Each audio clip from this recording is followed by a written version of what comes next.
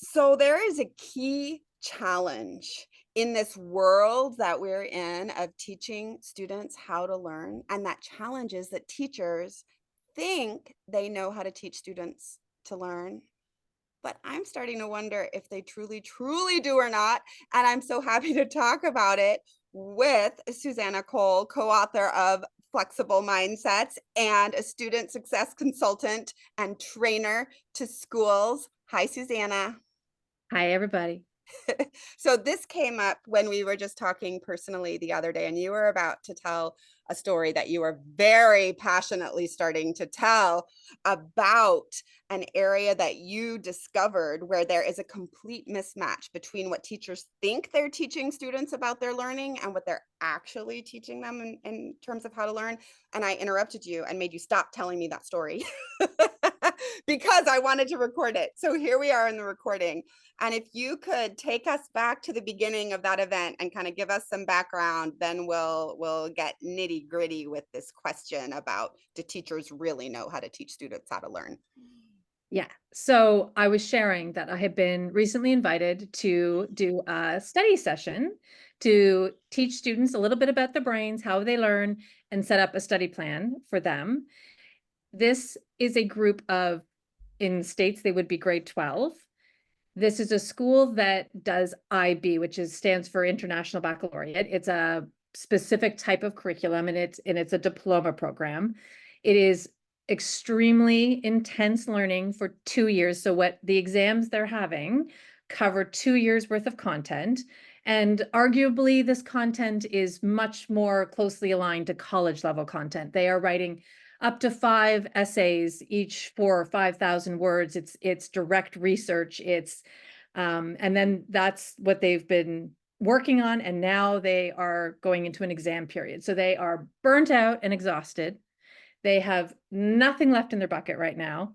And so the teacher called me in a little bit of a panic to say, we got to do something. They don't have study plans and they're not going to make it. Like, this is the end of high school. This is the end of an incredibly grueling years of IB programming. And so I went in to, Will you put out the fire. quick tell us how many students were in this particular This context? particular class is just 13 students. Okay. Yes, so nice small group, able to really meet with, get to know 13 of them, because Mhm. it's quite doable. Yeah. And there is definitely a legitimate fear that some of them might not graduate from high school after doing, and this is a very expensive program as well. So it's not, there's a lot of on at stake here for these students. Well, and these Um, students have been taking a class on learning how to learn, right? so these students have all been part of it's called a middle years program, and then it molds into the IB program. It's all geared towards this class called approaches, not a class, sorry. I should have said class. That's part of the problem. Mm. Approaches to learning underpins all of what they do. It is intended, approaches to learning are essentially learning how to learn for students. And it is embedded and intentionally weaved through instruction so that alongside this intense curriculum, starting in middle school years, so the middle years program starts when they are entering what would be in the States middle school. And then all the way through, they are getting this support. They are thinking skills, social skills, communication skills, research skills, and self-management skills. Those are the areas. And under each of those areas, there are a number of sub-skills that they have has all been embedded, supposedly, throughout for the last, that would be 5 years, 4 years. And yet, here they are, a couple weeks before the big exam. None of them have study plans. They're stressed out beyond belief. And then you've been invited to come in, help them triage. Yes. Okay, keep going. So I introduce how the brain learns and discover that it's new information to most of them. If not all of them. Some of them were like, I kind of know a little bit about, retrieval maybe, but do they really know it and understand how it applies to them and they learn? Nobody in the class. And then we move on to creating a study plan. And I just started by asking, so how do you currently plan? I want to work with your plan and we'll get this study plan into it. Two students were using a Word document in both completely different ways. One of them did have actual, like a static calendar, and he was putting some things in it. And the other student was doing like a to-do list on a Word doc. That was it. For they have up to, so they have, that's the other thing. It's not just one exam in every subject. In this type of curriculum, you have two, if not three papers for each subject. So you will have sometimes 12, 15 exams Mm. and no system. And supposedly have been prepped throughout your high school diploma. Well, at this point, up to your this diploma to be able to do this. It is part of organization is one of the subcategories, and in self-management, planning is in there. Using a planner, knowing how to use a planner, knowing how to manage time, all the self-management skills that go along with that are all part of the sub skills. And yet there was no interaction from the student's perspective, no understanding of how to do the very thing that is going to make or break their success in this high school. At the very end, they did not have the tools at all to manage. Why do you think that is? What do you think is missing? Is something wrong with the curriculum? Is it too theoretical and not practical, not enough strategies, or is there not enough emphasis on what we know to be true, which is retrieval practice is the way to learn anything, and they had only taught content but not had the students practice these things in their lives? Those are just some of my guesses, but what do you think? Well, it is, as you're pointing out, it is all of those things, but I think there's some nuances to each of it. So one, I think that teachers believe they're doing it, but they're coming at it from a perspective of what teachers think students need to know. And then they're doing it in a piecemeal way where I do actually meet with those students in middle school and I teach them how to plan. I teach them the 3 steps to planning and they learn that, but then there's no follow through for them to continue to use it and to tweak it and to make it their own and to grow with it over those years.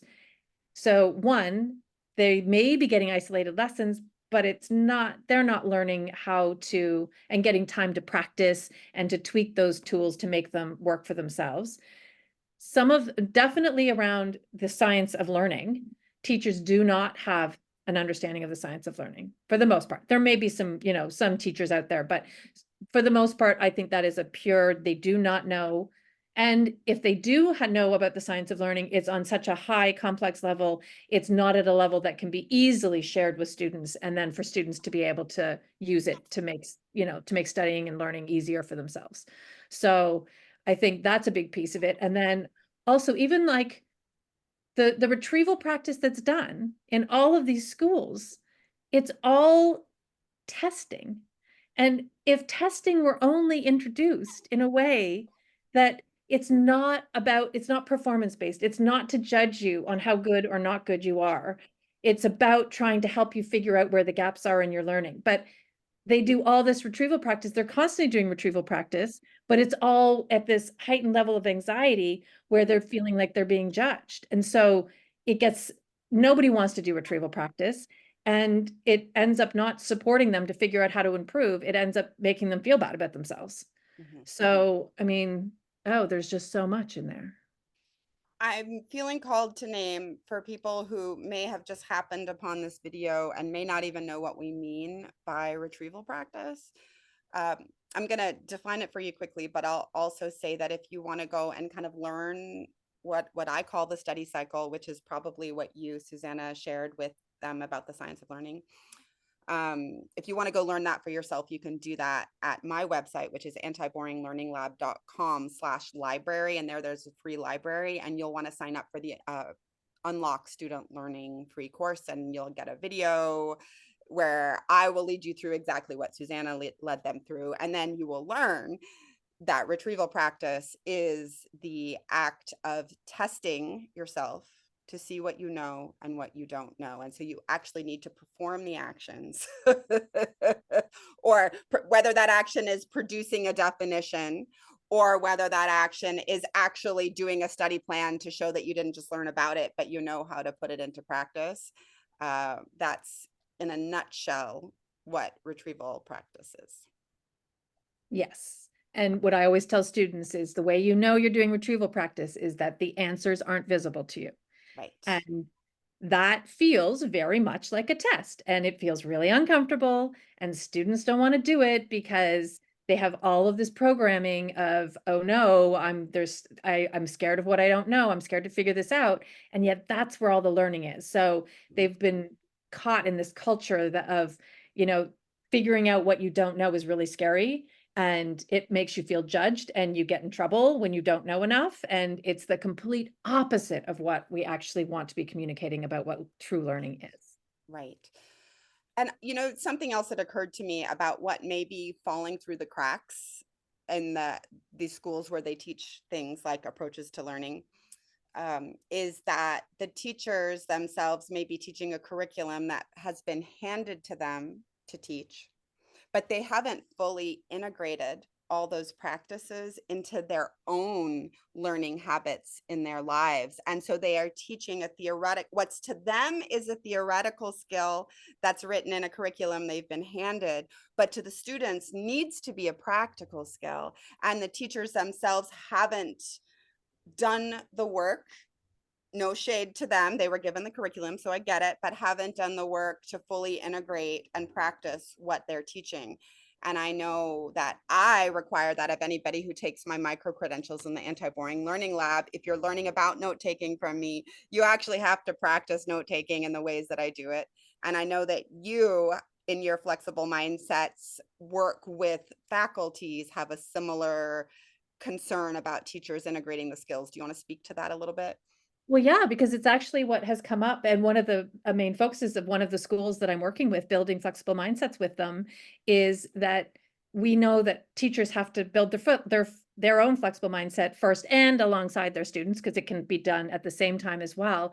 But the approaches to learning at the school, because we're looking at how do we make sure that the approaches to learning are more embedded in instructional practice, and we're using flexible mindset strategies to be able to do that. And we are realizing that, oh, wow, there's just so much to uncover and unpack here about how to truly be that person that walks into a classroom and can be a learner and say, this is what it's like to learn, and this is what my experience with learning is. And the more self-aware we are of who we are as a learner, the more we can just walk into a class and embody that person and then students can relate to you so much better as a learner. Mhm. And I'll say in my work with teachers, and I think this is implied in what you just shared, that many teachers um, are scared to show up as learners, because teachers are supposed to be the expert. And also, I think there are pressures inside schools for teachers not to be vulnerable. And so that very issue is one that's keeping many students from being able to truly learn from example from their teachers. Yeah. I would 100% back that. That's been my experience, that it makes sense. It is truly vulnerable to show up as a learner in your classroom. We do not have a system that really supports us to show up as our true selves in our classrooms, and it is hard work, and there is discomfort in it, and it feels, without the support, it feels like too much. Yeah.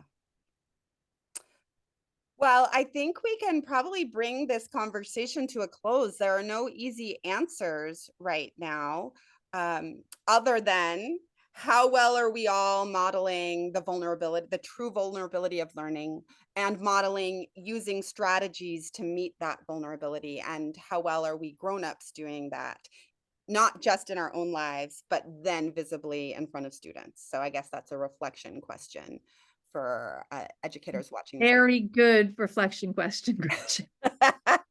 Yeah. It's one that I'm constantly asking myself because, that's honestly, that's the hardest work to do, and it's the work that's worth doing. So, Mhm. Yes. So I'd love to hear if anybody wants to answer that question, or if anybody has other thoughts on this conundrum that teachers often don't realize that they're not actually teaching students literally how to learn in a way that makes students be able to integrate those behaviors into their own learning lives. If you want to comment about that, please comment below. I've already provided my website, antiboringlearninglab.com/library, where you can get some free resources. And Susannah, if they want to follow up more about your work with faculty. That's at flexiblemindsets.com. Okay, very straightforward. Thank you, everyone. I look forward to being in conversation with you.